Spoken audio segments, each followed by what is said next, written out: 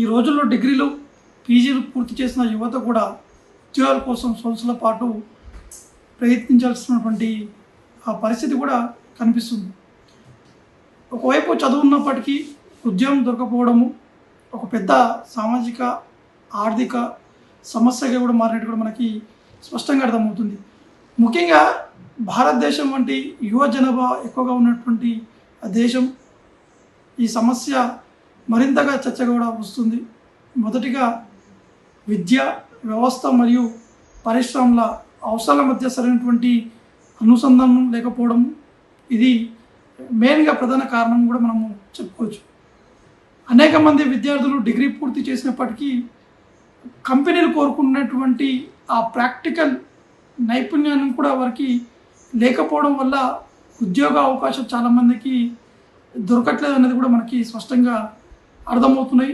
ఆ తగ్గుతున్నాయి కూడా. చదువు సిద్ధాంతపరంగా ఎక్కువగా ఉన్నప్పటికీ ఉద్యోగ మార్కెట్లో పోటీకి యువత సిద్ధంగా ఉండడం లేదనేది కూడా మనకి స్పష్టంగా అర్థమవుతుంది.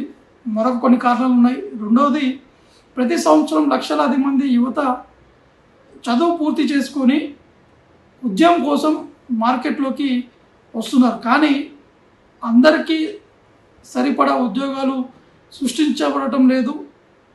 పరిశ్రమల కొత్త సంస్థలు పెరగకపోవడము ఇదొక కారణం. ఉద్యోగ అవకాశాలు కూడా పరిమితంగానే ఉంటున్నట్టు కూడా మనకి స్పష్టంగా అర్థమవుతుంది. మరొక కారణం, చాలామంది యువత మనం చూస్తూనే ఉంటాము, ప్రభుత్వ ఉద్యోగాలపైనే వారు ఎక్కువగా ఫోకస్ కూడా పెడతారు. ఖచ్చితంగా గవర్నమెంట్ జాబ్ కొట్టాలనేది ఇది ఒక కారణం. ప్రభుత్వ ఉద్యోగాల కోసం సంవత్సరాల పాటు సిద్ధమవుతూ ఇతర రంగాల్లో ఉన్నటువంటి అవకాశాలను వదిలేస్తున్నట్టు కూడా మనకి స్పష్టంగా అర్థమవుతుంది. దీంతో ప్రైవేట్ రంగాల్లో అవకాశాలు ఉన్నప్పటికీ వాటిని పూర్తి స్థాయిలో కూడా వీరు వినియోగించుకునేటువంటి ఆ పరిస్థితి ఎక్కడ కూడా కనిపించలేదు. కాబట్టి కొంత ఉద్యోగ కొరత కూడా ఉన్నట్టు కూడా మనకి స్పష్టంగా అర్థమవుతుంది. మరొక ముఖ్యమైనటువంటి కారణం నైపుణ్యాల లోపం. టెక్నాలజీ వేగంగా మారుతున్నటువంటి ఈ కాలంలో కొత్త నైపుణ్యాలు నేర్చుకోవడం చాలా అవసరం అనేది కూడా మనకి స్పష్టంగా అర్థమవుతుంది. ఒకవైపు digital technology, communication skills, practical అనుభవం వంటి అంశాలు లేకపోతే ఉద్యోగ అవకాశాలు కూడా తగ్గేటువంటి అవకాశం ఉన్నట్టు కూడా మనకి స్పష్టంగా అర్థమవుతుంది. కాబట్టి చదివిన యువతకు ఉద్యోగం దొరకపోవడం ఒకే కారణంతో జరిగే సమస్య కాదు.